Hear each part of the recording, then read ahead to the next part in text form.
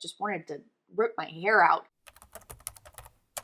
Hey everyone, so I just finished reading Five Survive by Holly Jackson. It literally came out 2 days ago, so I was super excited to get started and finish reading this because I absolutely adored A Good Girl's Guide to Murder. Even though I didn't like the entire series, I loved the first book, so of course I'm going to read more novels by Holly Jackson. In this video, I'm going to give you a spoiler-free review for those of you who have not read it yet, and the review full of spoilers because I just have to rant about a couple things. If you've watched some of my videos, you know that I like to just talk sometimes because some things just drive me nuts. And of course, I'll talk a little bit about how it compares to A Good Girl's Guide to Murder and whether or not this book is worth reading, which I am going to say, just spoil it a little bit, yes, it is worth reading.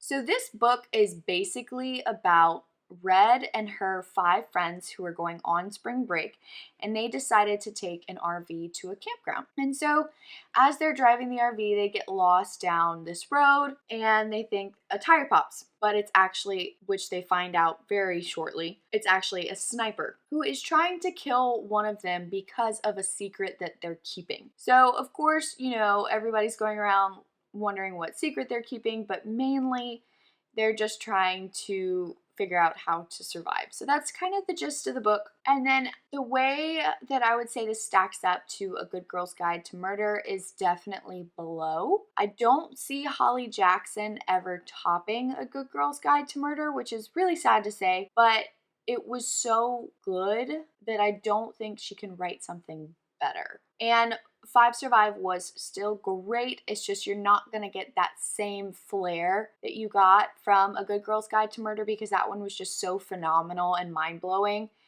which is why obviously it's a bestseller and like nationally known. Okay, so Five Survive was definitely one of my most anticipated reads for this year. So I obviously had it on pre-order. I got the audiobook as well as the hardback delivered the day of release, just because when I want to read a book this badly, I make sure that I have it in a bunch of different forms, just in case like I need to listen to it as an audiobook if I'm at work or if I have something to do or if I have time to sit down and read the book. I definitely liked this book. 4 stars on Goodreads for sure. But there are a couple things that I didn't like as well as a couple things that I thought were amazing. So to start off with what I didn't like, I just felt like the novel dragged on a lot in the beginning, and that beginning portion could have definitely been condensed into a much smaller novel. It was not necessary, in my opinion, to make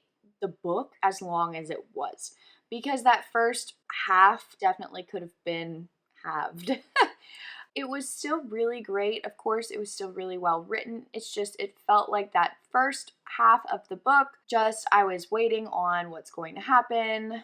I get it, you know, the anticipation, the tension between the characters. We have to see that this is a real situation, and it just went on for too long, in my opinion. Once you got to the second half of the book, everything was super fast paced.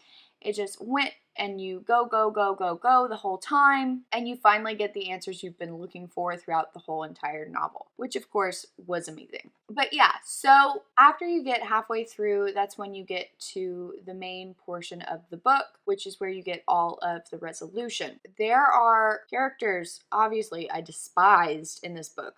If you know what I'm talking about, it's because you've read the novel. I am pretty sure everyone will despise this character. I don't know of anyone who would actually like this character. They were so annoying and so pompous and arrogant and cocky, but there were obviously characters that I adored and characters that I was just like, you know, they're there. They're side characters. It really doesn't matter that much. So, but they all had great development. They all had a sense of character. They all felt 4D and like an actual person, which is the main thing. And the fact that I despised one specific character so much will tell you just how well written they are. And then the last thing I want to go over before I get into the spoilers for the novel is, of course, the ending. So with the ending, a lot of people always like to know, is it completely tied up? Is it wrapped up in a little bow? It is a little open-ended, but not terribly. You get resolution for almost everything. Everything made sense, in my opinion, the way that it tied up. And I was actually pleasantly surprised with a lot of the resolution and the actual answers that you get that you've been searching for the whole entire novel. There were a couple things where I was like, I knew that was coming. But a majority of it, I was like, oh, wow, okay. I was not expecting that, but it totally makes sense now that you've said something. If that makes sense at all. But yeah, so the ending was great. It really fit with the novel. The ending made it a better book, which is great because that beginning, you really needed a lot extra towards the end to make up for that slow beginning.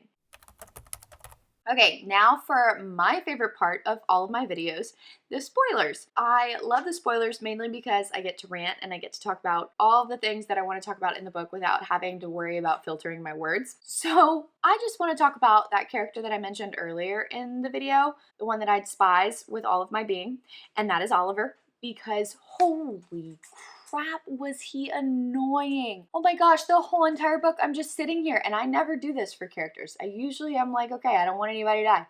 But the whole entire book, I'm like, please, Sniper, take him out. Make me end this misery of reading about this character who is just ruining everyone's lives. Dear Lord, did he have any redeeming qualities? I could not find one. If you find one, please let me know in the comments, because he sacrificed his sister and he sacrificed everyone else on that RV, including his girlfriend. And boy, oh my gosh, I wanted to get rid of him. The whole entire book, I'm like, can we just get a red marker and scratch his name out of every single scene, because that's how much he annoyed me. It was bad, which I commend Holly Jackson for making a character that I hate that much. But oh my gosh, did he make that book hard to read, because I just couldn't. I couldn't deal with him. And I was just waiting for the moment. I'm like, please, Red, anyone, stand up to him, because obviously he is not a leader, and obviously he is a huge douchebag. I mean, come on. The other thing that I want to talk about in the spoilers that I really like ranting about, of course, is the ending. So what I did specifically guess was that it had something to do with the Gaudis. And the reason I knew that is because Holly Jackson wouldn't have mentioned that huge case if it wasn't important in some way to the story. As a writer, you learn that all scenes have to have meaning, and they all have to have some productive outcome for your story. So when she mentioned the Gaudi trial, I was like, oh yeah, that's gonna come into play later on in the novel, and I assumed it had something to do with the sniper. Now, what I wasn't expecting was that Arthur was a Gaudi himself. Like, that kind of blew my mind a little bit, and it was sweet that he was the one who didn't want to do the killings, who didn't want to be a part of the family business, and I really loved his character throughout the whole entire novel, and I felt for him, and I sympathized with him, so it was a little mind-blowing, to say the least, that he was part of this whole sniper scheme. And then the Catherine Lavoie thing with Red's mom, that was absolutely heartbreaking. I felt for Red so much, and of course I felt for her with the last words that she said to her mom, because that's just, it's heartbreaking the way that she never got that closure. The main thing that bothered me is, of course, Catherine was Red's mom's best friend, and yet somehow Catherine's still executed. And this is not just like regular murder. Down on your knees, executed your best friend. And Catherine did that. So obviously she was some kind of sick and twisted lady. Not to mention she was the weasel inside the DA's office. And her poor daughter knew that she killed Red's mom, which Maddie, her daughter, is Red's best friend. Talk about a horrible situation to put your kids in. I didn't guess that, really. I didn't expect it, but I wasn't looking too deep into it. I think it could be a little predictable in some cases, and I'd like to know if a lot of you predicted that as an outcome, because I definitely didn't. And then the last thing I want to talk about in the spoilers is the fact that Arthur killed Catherine. I really didn't like that. I felt like that was such a cop-out for Catherine's character because I wanted to see some justice. And to me, executing her and killing her was not justice. You didn't get to see her confront Red. You didn't get to see Red confront her. You didn't get to see her brought to trial. And I get why Holly Jackson didn't do that because it's really hard to wrap up in the last couple pages, especially that complex relationship between the crime that Catherine committed and her family and how that would all work out. But it was really disappointing to me to see Catherine just die. And that was it. That's all that happened to Catherine. She just died.